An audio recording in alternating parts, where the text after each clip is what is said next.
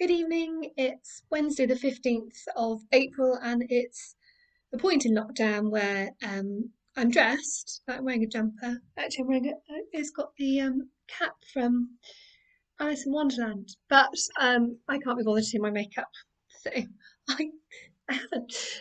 Um, so we're going to be moving on to chapter 19 of The Picture of Dorian Gray, and you'll remember, or hopefully remember, in the last chapter at the end it was revealed that the person who had been shot was James Vane, and the last chapter ended with Dorian feeling really happy about the fact that he was now safe. He didn't feel under threat of James Vane.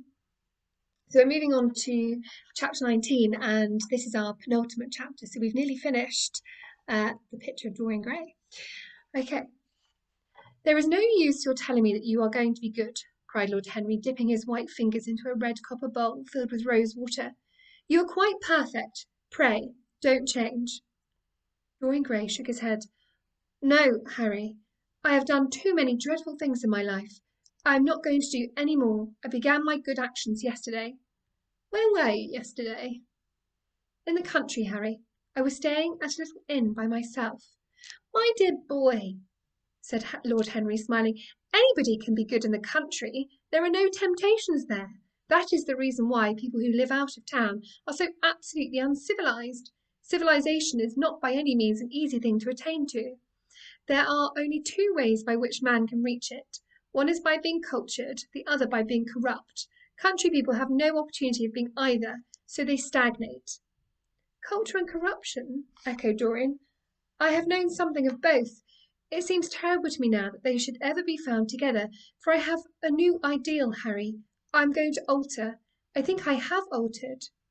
"You have not yet told me what your good action was, or did you say you had done more than one?" asked his companion as he slipped into his plate a little crimson pyramid of seeded strawberries, and through a perforated shell-shaped spoon snowed white sugar upon them. "I can tell you, Harry. It is not a story I could tell to anyone else. I spared somebody. It sounds vain, but you understand what I mean. She was quite beautiful and wonderfully like Sybil Vane. I think it was that which first attracted me to her. You remember Sybil, don't you? How long ago that seems! Well, Hetty was not one of our own class, of course. She was simply a girl in the village. But I really loved her. I'm quite sure that I loved her. All during this wonderful May that we have been having, I used to run down and see her 2 or 3 times a week. Yesterday she met me in a little orchard. The apple blossoms kept tumbling down on her hair, and she was laughing. We were to have gone away together this morning at dawn. Suddenly I determined to leave her as flower-like as I had found her." "I should think the novelty of the emotion must have given you a thrill of real pleasure, Dorian," interrupted Lord Henry. "But I can finish your idyll for you. You gave her good advice and broke her heart. That was the beginning of your reformation." "Harry, you are horrible. You mustn't say these dreadful things. Hetty's heart is not broken. Of course she cried and all that, but there is no disgrace upon her. She can live, like Perdita, in her garden of mint and marigold." "And weep over a faithless Florizel," said Lord Henry, laughing as he leant back in his chair. "My dear Dorian, you have the most curiously boyish moods. Do you think this girl will ever be really contented now with any one of her own rank? I suppose she will be married some day to a rough carter or a grinning ploughman. Well, the fact of having met you and loved you will teach her to despise her husband, and she will be wretched. From a moral point of view, I cannot say that I think much of your great renunciation. Even as a beginning it is poor. Besides, how do you know that Hetty isn't floating at the present moment in some starlit mill pond with lovely water lilies round her, like Ophelia?" "I can't bear this, Harry. You mock at everything and then suggest the most serious tragedies. I'm sorry I told you now. I don't care what you say to me. I know I was right in acting as I did. Poor Hetty! As I rode past the farm this morning, I saw her white face at the window like a spray of jasmine. Don't let us talk about it any more, and don't try to persuade me that the first good action I have done for years, the first little bit of self-sacrifice I have ever known, is really a sort of sin. I want to be better. I am going to be better. Tell me something about yourself. What is going on in town? I have not been in the club for days." "The people are discussing poor Basil's disappearance." I should have thought they had got tired of that by this time, said Dorian, pouring himself out some wine and frowning slightly. My dear boy, they have only been talking about it for 6 weeks, and the British public are really not equal to the mental strain of having more than one topic every 3 months. They have been very fortunate lately, however. They have had my own divorce case and Alan Campbell's suicide. Now they have got the mysterious disappearance of an artist. Scotland Yard still insists that the man in the grey ulster who left for Paris by the midnight train of the 9th of November was poor Basil, and the French police declare that Basil never arrived in Paris at all. I suppose in about a fortnight we shall be told that he has been seen in San Francisco. It's an odd thing, but everyone who disappears is said to be seen at San Francisco. It must be a delightful city and possess all the attractions of the next world. What do you think has happened to Basil? Asked Dorian, holding up his burgundy against the light and wondering how it was that he could discuss the matter so calmly. I have not the slightest idea. If Basil chooses to hide himself, it is no business of mine. If he is dead, I don't want to think about him. Death is the only thing that ever terrifies me. I hate it. Why? Said the younger man wearily. Because, said Lord Henry, passing beneath his nostrils the gilt trellis of an open vinaigrette box, one can survive everything nowadays except that. Death and vulgarity are the only two facts in the 19th century that one cannot explain away. Let us have our coffee in the music room, Dorian. You must play Chopin to me. The man with whom my wife ran away played Chopin exquisitely. Poor Victoria! I was very fond of her. The house is rather lonely without her. Of course, married life is merely a habit, a bad habit, but then one regrets the loss even of one's worst habits. Perhaps one regrets them the most. They are an essential part of one's personality. Dorian said nothing, but rose from the table and, passing into the next room, sat down to the piano and let his fingers stray across the white and black ivory of the keys. After the coffee had been brought in, he stopped and, looking over at Lord Henry, said, Harry, did it ever occur to you that Basil was murdered? Lord Henry yawned.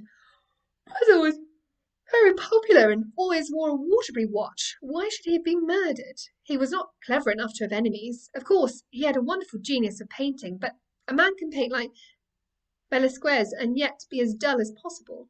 Basil was really rather dull.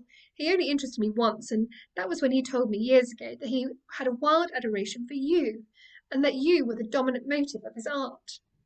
I was very fond of Basil, said Dorian with a note of sadness in his voice.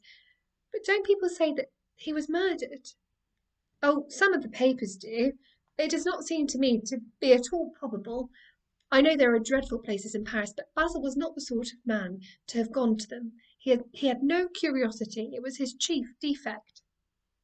What would you say, Harry, if I told you that I had murdered Basil?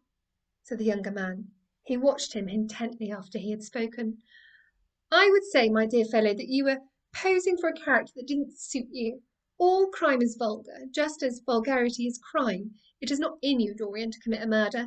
I am sorry if I hurt your vanity by saying so, but I assure you it is true. Crime belongs exclusively to the lower orders. I don't blame them in the smallest degree. I should fancy that crime was to them what art is to us, simply a method of procuring extraordinary sensations. A method of procuring sensations? Do you think, then, that a man who has once committed a murder could possibly do the same crime again? Don't tell me that. Oh, anything becomes a pleasure if one does it too often, cried Lord Henry, laughing. That is one of the most important secrets of life. I should fancy, however, that murder is always a mistake. One should never do anything that one cannot talk about after dinner. But let us pass from poor Basil. I wish I could believe they had come to such a really romantic end as you suggest, but I can't. I dare say he fell into the Seine off an omnibus, and that the conductor hushed up the scandal. Yes, I should fancy that that was his end. I see him lying now on his back under those dull green waters, with the heavy barges floating over him and long weeds catching in his hair. Do you know, I don't think he would have done much good work. Do you know, I don't think he would have done much more good work. During the last 10 years his paintings had gone off very much. Dorian heaved a sigh, and Lord Henry strolled across the room and began to stroke the head of a curious Java parrot, a large grey plumaged bird with pink crest and tail that was balancing itself upon a bamboo perch. As his pointed fingers touched it, It dropped the white scurf of crinkled lids over black glass-like eyes and began to sway backwards and forwards. Yes, he continued, turning round and taking his handkerchief out of his pocket. His painting had gone quite off. It seemed to me to have lost something. It had lost an ideal. When you and he ceased to be great friends, he ceased to be a great artist. What was it that separated you? I suppose he bored you. If so, he never forgave you. It's a habit bores have.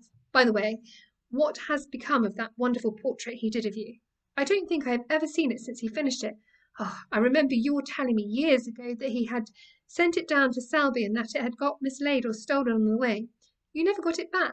What a pity. It was really a masterpiece. I remember I wanted to buy it. I wish I had now. It belonged to Basil's best period. Since then, his work was that curious mixture of bad painting and good intentions that always entitles a man to be called a representative British artist. Did you advertise for it? You should. I forget, said Dorian. I suppose I did, but I never really liked it. I'm sorry I sat for it. The memory of the thing is hateful to me. Why do you talk of it? It used to remind me of those curious lines in some play, Hamlet, I think. How do they run? Like the painting of a sorrow, a face without a heart. Yes, that is what it was like. Lord Henry laughed. If a man treats life artistically, his brain is his heart, he answered, sinking into an armchair. Dorian Gray shook his head and struck some soft chords on the piano. Like the painting of a sorrow, he repeated. A face without a heart. The elder man lay back and looked at him with half-closed eyes. By the way, Dorian, he said after a pause, what does it profit a man if he gain the whole world and lose, how does the quotation run, his own soul? The music jarred and Dorian started and stared at his friend. Why do you ask me that, Harry? My dear fellow, said Lord Henry, elevating his eyebrows in surprise, I asked you because I thought you might be able to give me an answer, that is all. I was going through the park last Sunday, and close by the Marble Arch there stood a little crowd of shabby-looking people listening to some vulgar street preacher. As I passed by, I heard the man yelling out that question to his audience. It struck me as being rather dramatic. London is very rich in curious effects of that kind. A wet Sunday, an uncouth Christian in a mackintosh, a ring of sickly white faces under a broken roof of dripping umbrellas, and a wonderful phrase flung into the air by shrill, hysterical lips. It was really very good in its way, quite a suggestion. I thought of telling the prophet that art had a soul, but that man had not. I'm afraid, however, he would have misunderstood me. Don't, Harry. The soul is a terrible reality. It can be bought and sold and bartered away. It can be poisoned or made perfect. There is a soul in each one of us. I know it. Do you feel quite sure of that, Dorian? Quite sure. Ah, then it must be an illusion. The things one feels absolutely certain about are never true.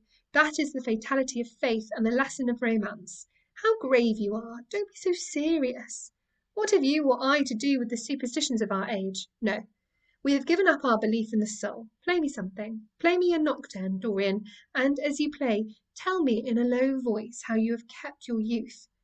You must have some secret. I'm only 10 years older than you are, and I am wrinkled and worn and yellow.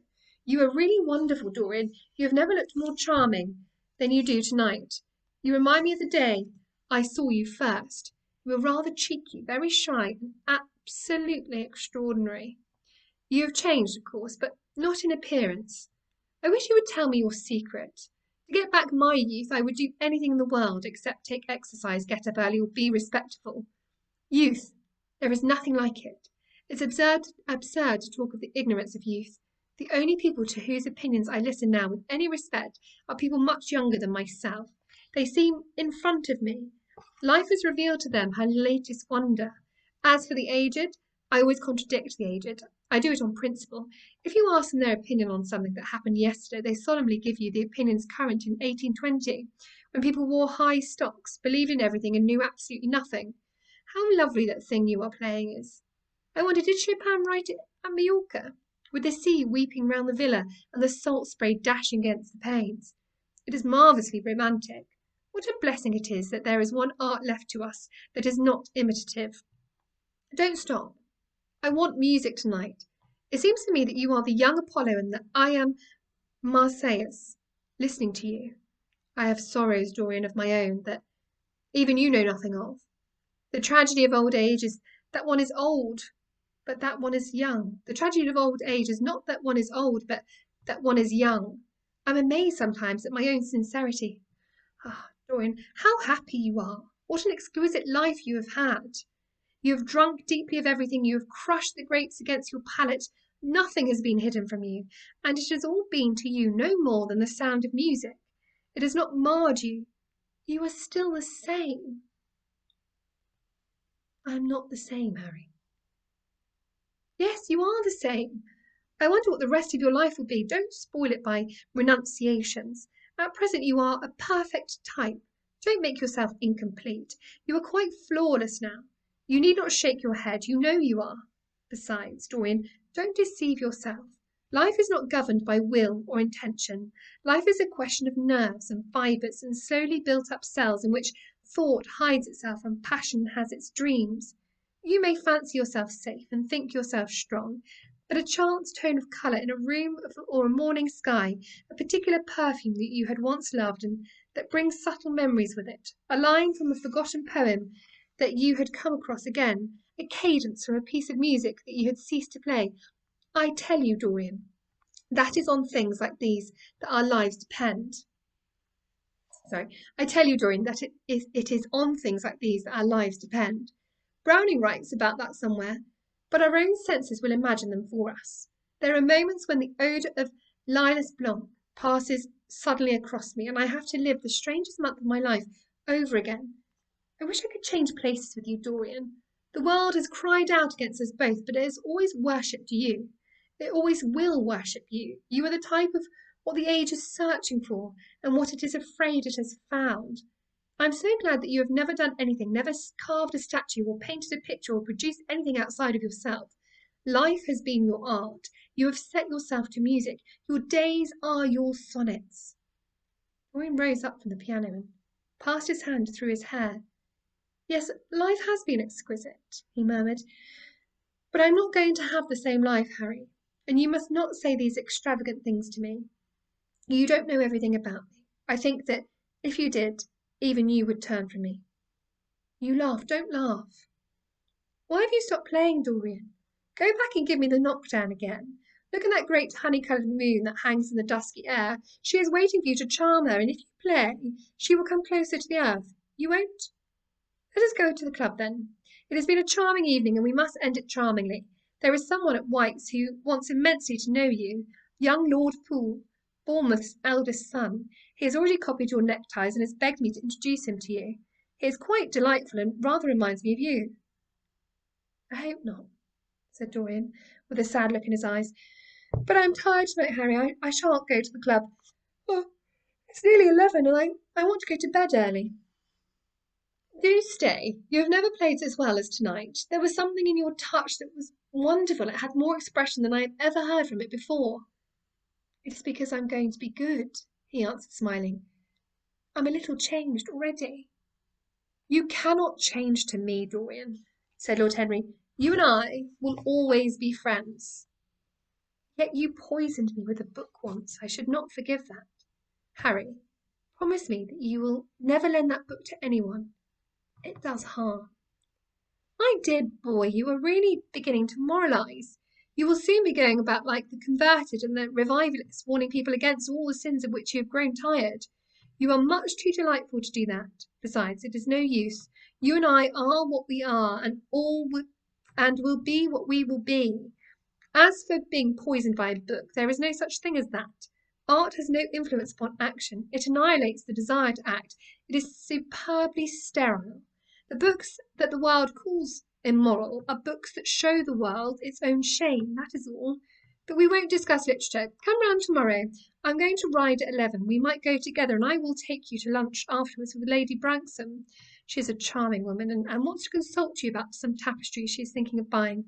Mind you come. Or shall we lunch with our little Duchess? She says she never sees you now. Perhaps you are tired of Gladys. I thought you would be. Her clever tongue gets on one's nerves. Well, in any case, be here at 11. Must I really come, Harry? Certainly. The park is quite lovely now. I don't think there have been such lilacs since the year I met you. Very well. I shall be here at 11, said Dorian. Good night, Harry. As he reached the door, he hesitated for a moment, as if he had something more to say. Then he sighed and went out. So that's the end of chapter 19, and we have got just one chapter left to go of the Picture of Dorian Gray. And it's incredibly short. It might surprise you how soon we're coming to the end of that of this story. I hope you are all keeping well and keeping indoors and looking after yourselves. All being well, I plan to read the final chapter tomorrow. And if you have got any re requests about which book you'd like to read next, or you'd like me to read next, then do email me. I've had a couple of requests. Somebody was asking about Frankenstein. That's a possibility. I think I've got a copy here. I need to have a look in my bookshelves and see if I've got it, because I know some people are keen because it's an A-level text. But just let me know if you've got any particularly strong feelings, and then I'll see what's on my bookshelves or what I can get hold of. But I have got a few of. I did a Victorian literature unit at uni and I loved it, so I'm really into Victorian literature. Another thing you might like is something like The Woman in White. I love Wilkie Collins. There's a book that he wrote that I haven't read for years that is a classic, but not many people have heard of it. It's Basil, and I think it's great. But anyway, let me know if you've got any requests of the book that you'd like to read next, and let me know, and I'll see what I can do. And all being well, we will finish this tomorrow, and that will be our first one done. And I hope you've been enjoying it. I hope you've been able to follow along. I think I put on a previous video a link to the free to access text of this, so sometimes I'm pronouncing things incorrectly or maybe not reading as clearly as I might do, and you can always read along if you want to, or check back over if you want to, if there's something that you missed. And I'm going to go now, so have a good evening, or what's left of it. Bye bye.